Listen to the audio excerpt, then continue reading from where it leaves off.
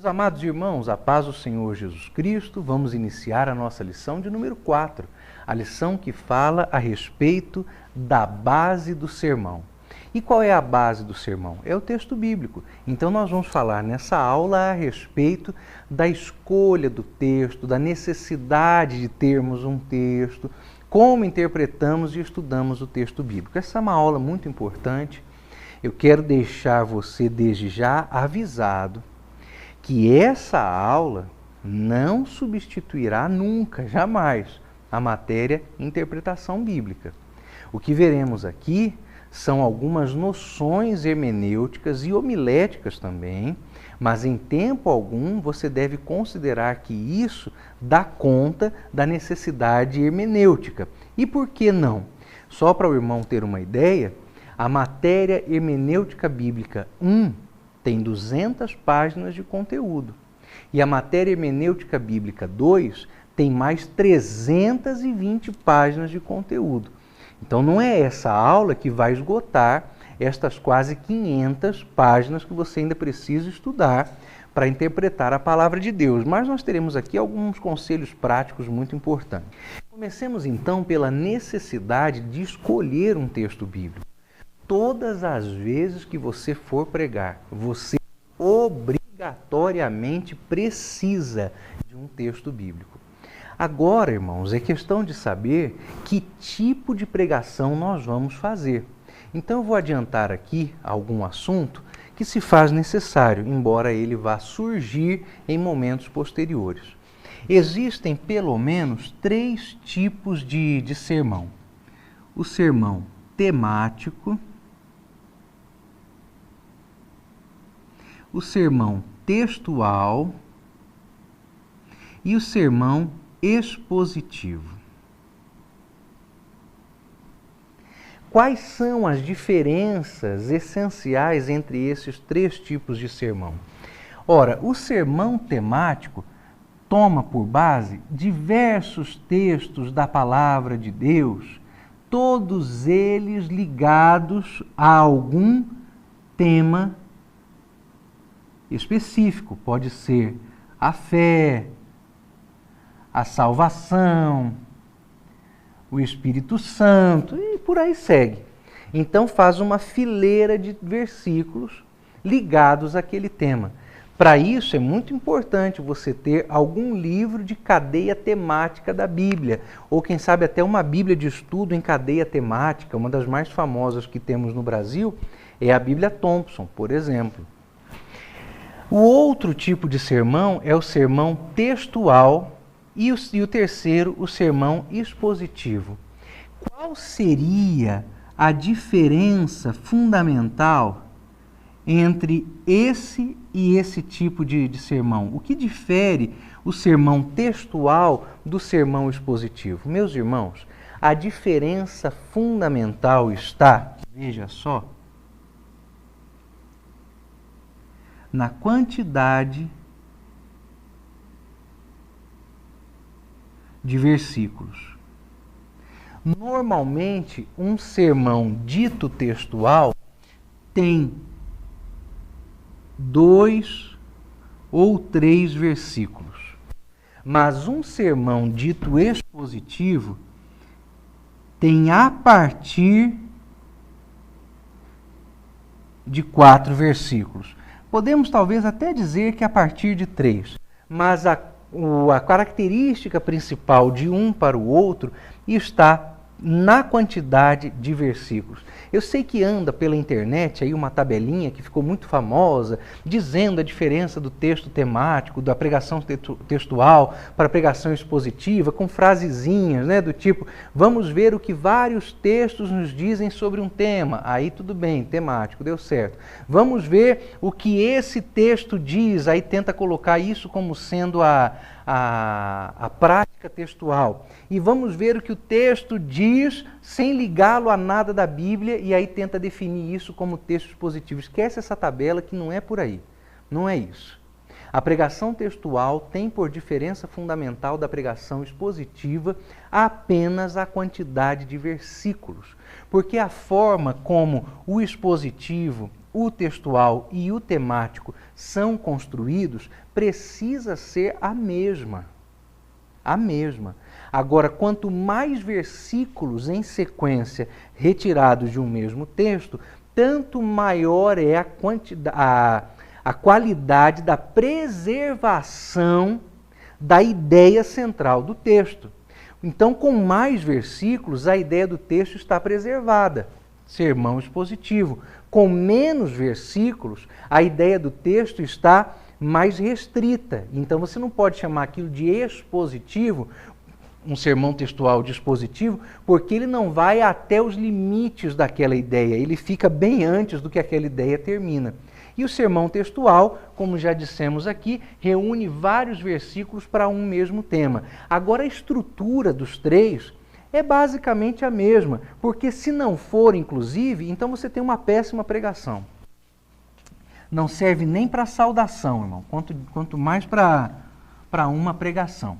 Então, onde é que começa aquilo que nós vamos chamar de sermão? A base de um sermão é o texto. É preciso que você escolha bem direitinho qual é o texto que você vai pregar. Existem algumas coisas que precisamos observar na hora de escolher o texto de uma pregação. Inclusive, algumas dessas observâncias nos impõem alguns comportamentos. Primeiro, meu irmão, resista aos seus gostos pessoais. Eu só gosto de pregar no Antigo Testamento, eu só gosto de pregar nos Evangelhos, eu só gosto de pregar Romanos capítulo 9. Irmão, está na hora de você começar a descobrir que a palavra de Deus tem um montão de outros textos e você deve explorar a palavra de Deus como um todo. Então você não deve pregar só os textos da sua preferência. Segunda coisa, eu sei que alguns de nós têm uma palavra quase sempre mais assertiva e direta contra o pecado, outros estão pregando aspectos da vida cristã, outros gostam sempre de mensagens da salvação, outros só gostam de conteúdo escatológico, só que nós precisamos pregar a palavra de Deus de maneira integral. Então não é só texto escatológico, não pode ser só texto que fale sobre dons espirituais, só texto de cura divina. A palavra será pregada nas mais diversas situações e nós, como pregadores da palavra, exporemos a palavra conforme o Espírito Santo determinar que seja. Então, cuidado na hora de escolher um tema, para você não ficar um texto, para você não ficar sempre restrito a um mesmo assunto, ser um pregador de uma só mensagem. Tem gente que tem a capacidade de fazer com que qualquer texto da Bíblia chegue sempre naquele ponto de exposição, sempre naquela mensagem. Por que isso? Porque essa pessoa não conhece a Bíblia na verdade.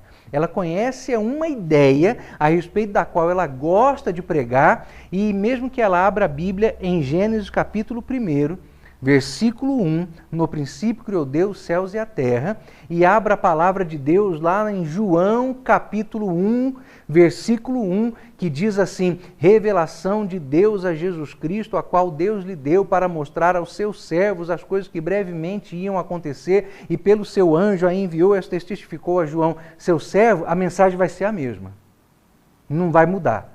Porque essa pessoa só tem uma ideia e qualquer texto leva para a ideia. Então, não é assim que escolhe-se um texto. Depois de escolher um texto, nós temos algumas obrigações com esse texto, especialmente se a sua pregação for temática, temática não, se a sua pregação for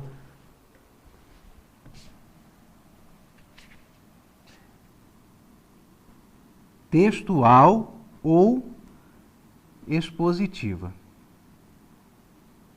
E qual é a nossa obrigação para com um texto? Não importa qual seja a pregação, textual ou expositiva.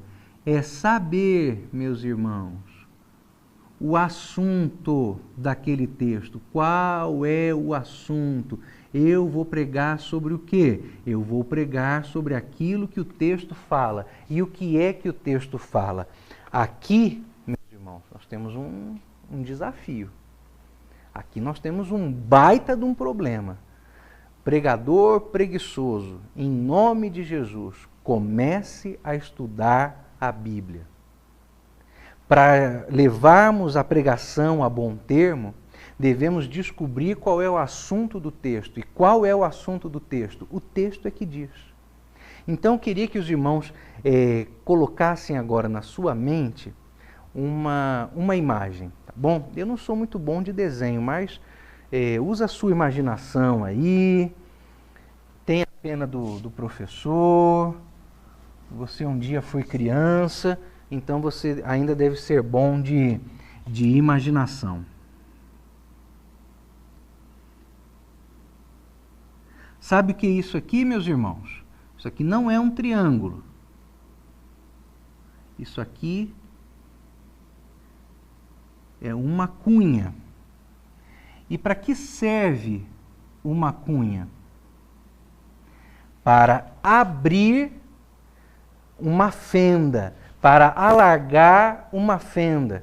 Quando os lenhadores estão rachando lenha, é bem comum que eles coloquem sobre a tora que eles vão rachar uma cunha e batam primeiro ali para depois bater com o machado, porque assim eles abrem aquela tora e vão fazendo lenha.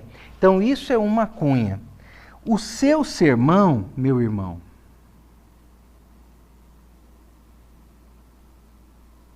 seu sermão é uma cunha. Porque o seu sermão vai abrir a cabeça do ouvinte e levar a palavra de Deus lá para dentro. Sabe quando a gente é pai e a gente fala para os filhos, se eu pudesse eu abrir a sua cabeça e colocava aí dentro? Pois é isso o que a palavra de Deus faz. Às vezes a gente está querendo fazer com as pessoas algo pela força, que a palavra de Deus resolve pelo poder dela. A palavra de Deus nos diz na carta aos Hebreus, no capítulo 4, no versículo 12, a palavra de Deus é mais penetrante que espada alguma de 2 gumes, penetra até a divisão da alma e do espírito, das juntas e medulas, e é apta para discernir a intenção dos corações. Então aqui está o que é a sua pregação. Sua pregação é uma cunha. A parte mais larga da cunha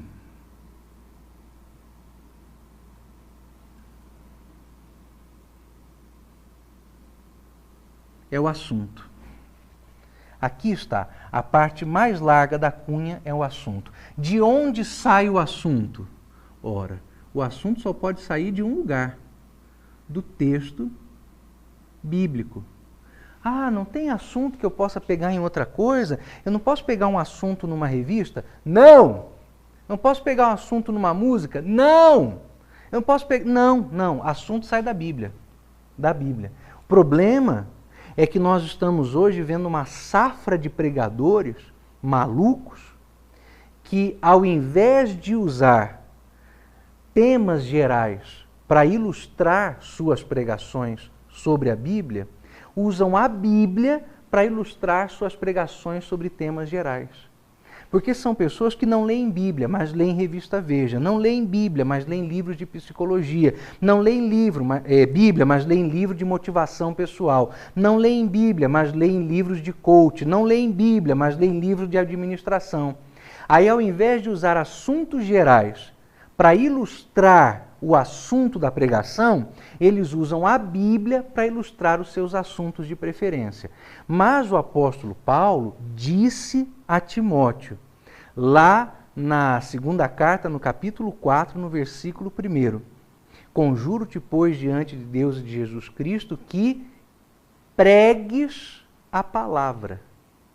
Então, não é pregue o seu assunto preferido.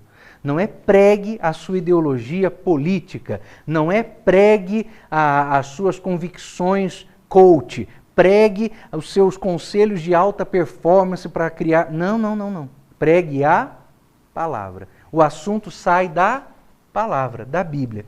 Também eu não posso levar o meu assunto ao texto. O texto traz o seu assunto para mim. Como eu faço isso? Através da interpretação. Mas antes de falar da interpretação, eu preciso ter certeza de que você, meu irmão, está entendendo que o seu relacionamento com o texto é na seguinte medida: a Bíblia manda, você obedece. A Bíblia fala, você repete. A Bíblia ordena, você segue. Não é o contrário. A Bíblia manda em você. A Bíblia dita para você. A Bíblia ordena os seus pensamentos. O contrário é heresia. Nós estamos procurando expositores da Bíblia. Ah, pastor, mas aí os assuntos vão acabar? Não vão. Estamos falando da Bíblia. A Bíblia é inesgotável. Passarão os céus e a terra, mas as minhas palavras não hão de passar. Ah, mas pastor, a Bíblia só tem poucos assuntos, meu irmão. Vou até me sentar com você e lamentar. Poucos assuntos? Não, a Bíblia só tem um assunto. Só um. O assunto da Bíblia é Jesus. O assunto da Bíblia não é vitória. O assunto da Bíblia não é campanha de 7 quintas-feiras. O assunto da Bíblia não é a vivacidade, a bala não sei aonde. Não, o assunto da Bíblia é Jesus. A Bíblia aponta para Jesus, a Bíblia fala de Jesus, a Bíblia discursa Jesus, a Bíblia fala da cruz, a Bíblia fala de Cristo, solução para o pecado, fala de Jesus, Salvador da humanidade, Jesus, Jesus, Jesus, Jesus.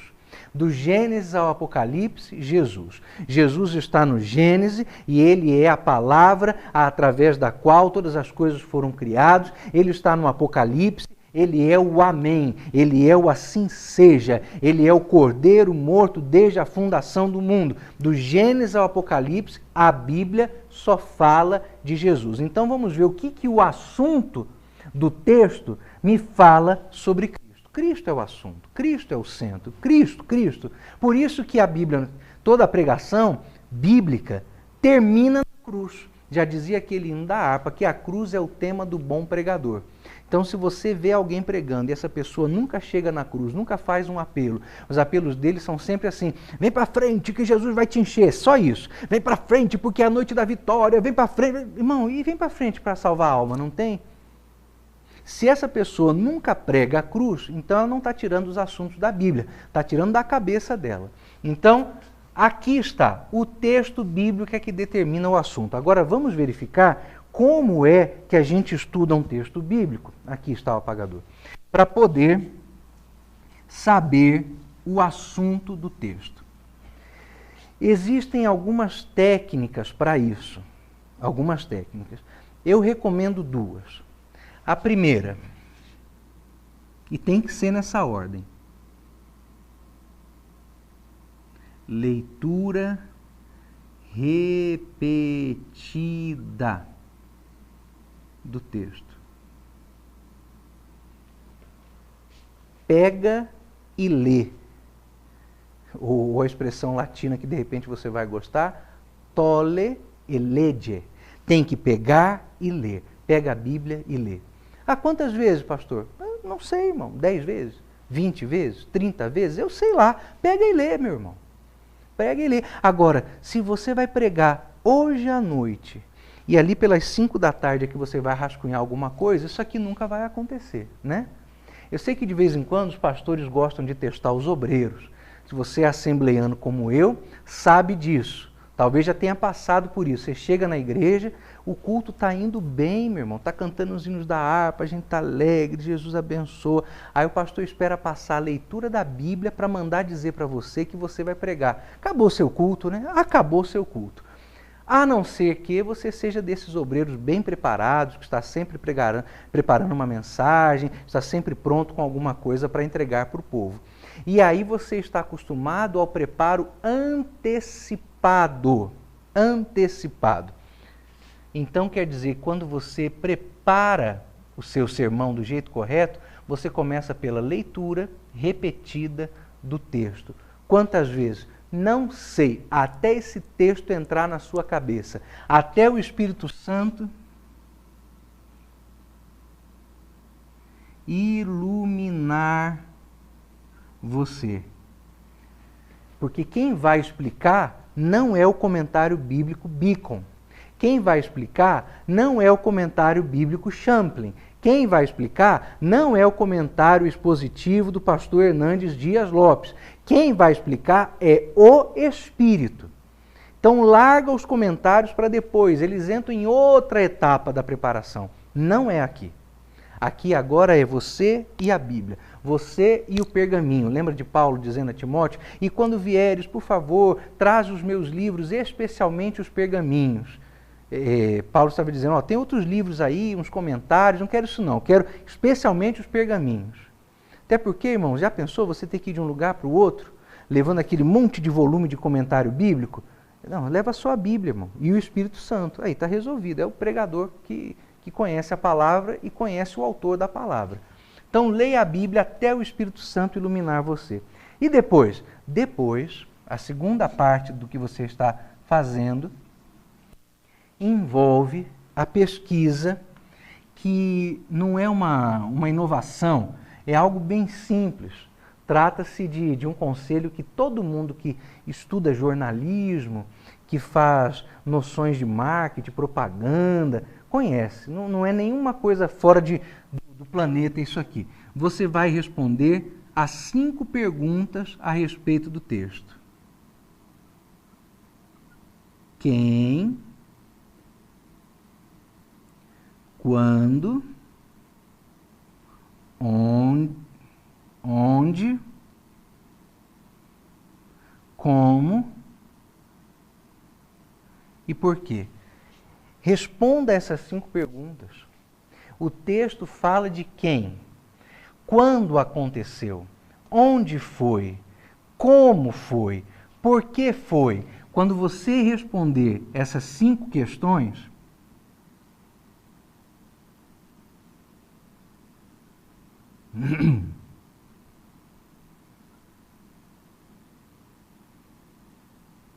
você terá concluído a primeira etapa com 5 perguntas investigativas, mas você precisa responder essas perguntas. Quem, como, quando, onde, por quê. Isso resolve a forma para entender um texto bíblico? Nem começou, meu irmão, nem começou. Aí você vai pensar, puxa vida, o pastor Guna não quer mesmo me deixar animado. Irmão, eu quero deixar você animado, eu não quero deixar você iludido, tá bom? Eu quero que você esteja animado, mas iludido não. A partir daí, você vai preencher um esquema chamado círculos. Essa é uma palavrinha diferente, que a gente não usa todo dia. Circuncêntricos. Círculos circuncêntricos. O que é círculo circuncêntrico? Você vai dizer, eu não sei. Aí eu vou te dizer, sabe sim. Porque um dia, quando você era criança, você foi na beira do laguinho e jogou uma pedra no lago, jogou uma pedra na piscina, jogou até pedra no colega. E quando você jogou a pedra na água, você viu que no lugar onde a pedra caiu, começou a fazer onda circular uma dentro da outra. Isso são os círculos circuncêntricos. E aí você vai identificar os círculos circuncêntricos do texto. Como começa? Começa assim, meu irmão. A pesquisa começa pelo centro, óbvio, né? Por quê? Porque você vai começar pela menor unidade de pensamento. Menor unidade de pensamento. E qual é a menor unidade de pensamento?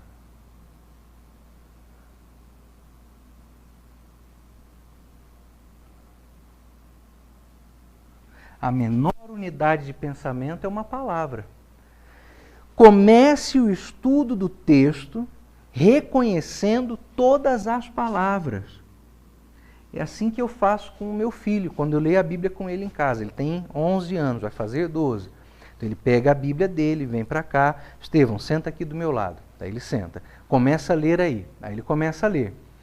Quando eu percebo que ele gaguejou em alguma coisa, normalmente ele gagueja em palavras que ele não leu, não conhece. E as versões da Bíblia que nós recomendamos aos amados irmãos, vai ter aula para isso. Calma, paciência, não é hoje que vamos tirar todas as suas dúvidas. A versão da Bíblia que nós recomendamos que os irmãos usem, que normalmente são Almeida, Revista e Corrigida, e a minha preferida, Almeida Corrigida Fiel. Essas têm algumas palavras que caíram em desuso, que a gente já não usa mais. Então eu faço meu filho ler a Bíblia nessas versões aqui. Aí você poderia dizer, ô pastor, que maldade, por que não na nova tradução da linguagem de hoje? Calma, quando chegar essa aula eu explico. Mas eu não vou fazer essa maldade com meu filho, de mandar ele ler na nova tradução da linguagem de hoje. Porque eu quero que ele receba a mensagem de maneira correta e integral. Aí ele depara com alguma palavra que ele não conhece. Aí ele vira para mim, irmão, é um ritual. Ô pai, essa palavra aqui. Aí eu digo para ele, dicionário. E vai ao dicionário, irmão. Abre lá, vai pesquisar, vai ver, vai aprender. Depois que você souber o significado de cada palavra, aí você está pronto para ir para o próximo círculo circuncêntrico. Qual é? É fácil. Se o primeiro é a palavra, o segundo é a frase. E nas traduções que nós recomendamos, Almeida Revista Corrigida, Almeida Corrigida Fiel, normalmente as palavras vêm, as frases vêm traduzidas do hebraico para o português, ou vêm traduzidas do grego para o português, ou dos trechos em aramaico para o português, com a ordem direta das frases invertida. Porque isso tem a ver com o método de tradução. Mas, como eu disse, é o assunto de outra aula. O método de tradução, nós vamos chegar lá, paciência. E aí a tradução vem com as frases invertidas. Por isso que você tem que ter certeza se entendeu qual que é o sentido da frase, se a inversão da ordem direta não prejudicou alguma compreensão sua. Depois, irmão, da frase, quem quer chutar o que vem? Começa com para e termina com grafo.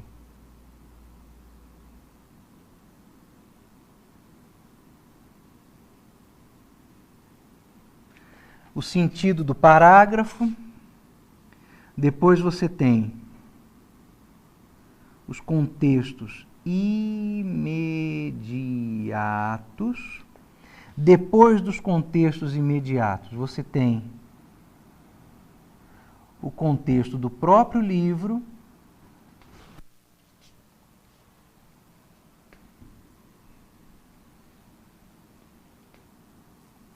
O contexto da Bíblia e o contexto histórico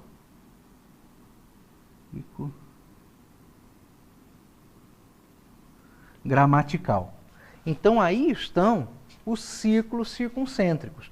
Palavra, frase, parágrafo, contextos imediatos, é o capítulo antes, é o capítulo depois, contexto do livro, o contexto da própria Bíblia e o contexto histórico gramatical. Quando chega nesse pedaço aqui, contexto imediato do livro e da Bíblia, os meus alunos de estudo presencial já estão desesperados.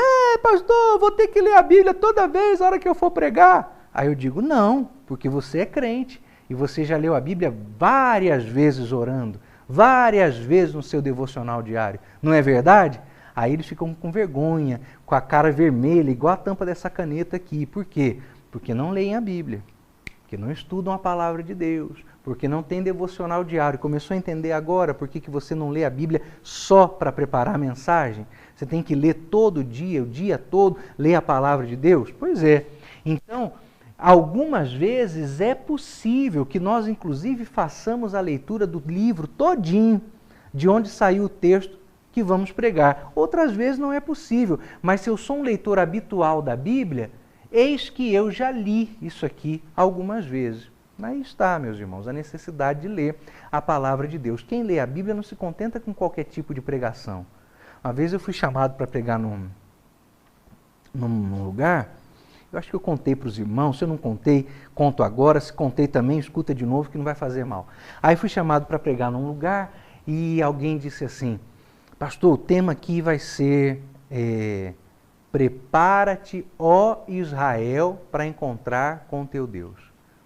Aí eu fui, abri a palavra de Deus, li o texto, verifiquei que lá estava dizendo: assim como eu fiz com o Egito, enviando as pragas, enviarei pragas sobre Israel. Assim como eu derrubei a Babilônia, vou derrubar a filha de Judá. E eu falei: rapaz, esse povo está com disposição, escolheu um texto que é só cajado. Aí cheguei na festividade e aí estava a frase lá colada no púlpito: prepara Israel para encontrar com teu Deus. Era só hino de arrebatamento. E Jesus ia voltar, Jesus ia arrebatar, e o povo estava feliz, e cantaram até aquele hino da harpa, quando angelical trombeta neste mundo estrugir, e arrebatamento. Eu fiquei pensando, será que o povo leu o capítulo? Não pode ser, porque aqui não é prepara-te Israel para o arrebatamento. O texto todo está dizendo o seguinte, mais ou menos que nem os pais falam para os filhos na hora de dar bronca: rapaz, quando chegar em casa, a gente conversa. Se prepara. Foi o que Deus falou. Se prepara, Israel, para encontrar comigo. Ó, cajado. Eu pensei, e agora? Eu embarco na confusão dos irmãos ou eu prego a palavra? Mas, irmão, como eu já tinha feito isso aqui, né? Então, eu senti até um certo gostinho, assim, maravilha. Vou arrebentar hoje com o povo aqui, porque os irmãos não leem a Bíblia. Vou começar pegando por aí. E pronto. Mas Jesus foi misericordioso. E abençoou, salvou. Mas olha aí, é assim que se estuda a palavra de Deus.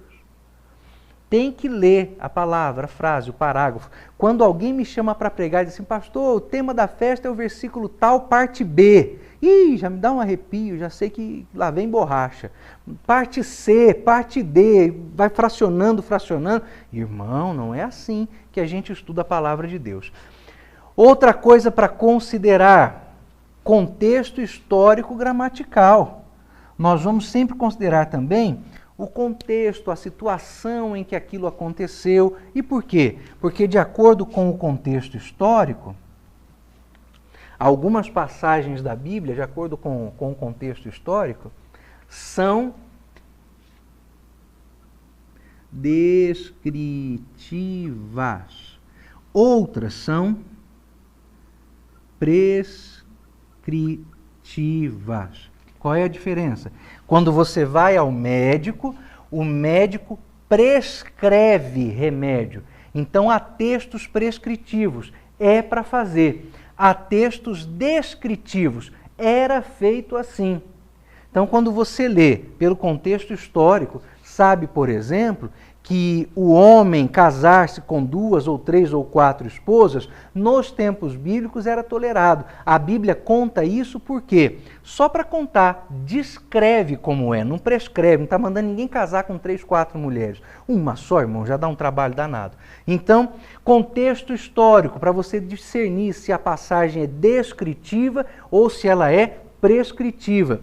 E o contexto literário, o contexto gramatical, é para você ver se você está interpretando um texto poético, que é um tipo de interpretação, um texto profético, um texto histórico, um texto de dissertação. Tudo isso aí você verifica a partir da análise do contexto histórico gramatical. Então, essa lição que estamos estudando, que é a lição de número 4, sobre a base do sermão, nos fala não apenas sobre a escolha, mas sobre o método de estudo do texto. Na lição de número 5, nós vamos sair da detecção do assunto para a elaboração do tema. Vamos voltar aqui com o nosso slide primitivo de Cunha.